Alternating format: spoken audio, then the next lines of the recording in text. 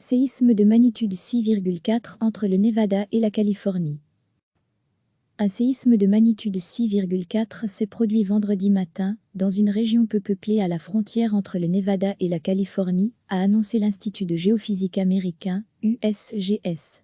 La Terre a tremblé à 4h03 heure locale, 13h03 HB, à une cinquantaine de kilomètres de la petite ville de Tonopah, dans le Nevada, à mi-chemin entre la Vega et Reno, et à l'est de la chaîne montagneuse de la Sierra Nevada, et du célèbre parc national de Yosemite.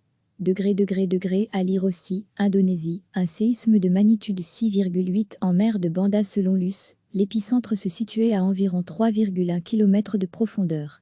Aucune information sur d'éventuelles victimes ou dégâts n'était disponible immédiatement après la secousse, mais des personnes indiquaient sur les réseaux sociaux l'avoir ressenti en Californie.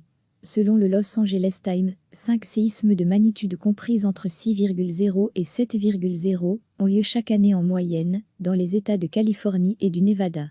Recevez chaque matin l'essentiel de l'actualité. Un séisme de magnitude 6,4 s'est produit vendredi matin, dans une région peu peuplée à la frontière entre le Nevada et la Californie, a annoncé l'Institut de géophysique américain, USGS. La Terre a tremblé à 4h03 heure locale, 13h03 HB, à une cinquantaine de kilomètres de la petite ville de Tonopah, dans le Nevada, à mi-chemin entre la Vega et Reno, et à l'est de la chaîne montagneuse de la Sierra Nevada, et du célèbre parc national de Yosemite.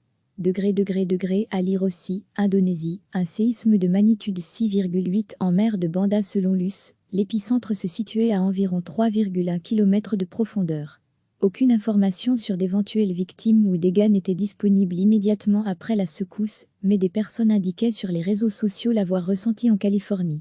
Selon le Los Angeles Times, 5 séismes de magnitude comprise entre 6,0 et 7,0 ont lieu chaque année en moyenne, dans les États de Californie et du Nevada. Cliquez sur s'abonner pour recevoir les dernières nouvelles.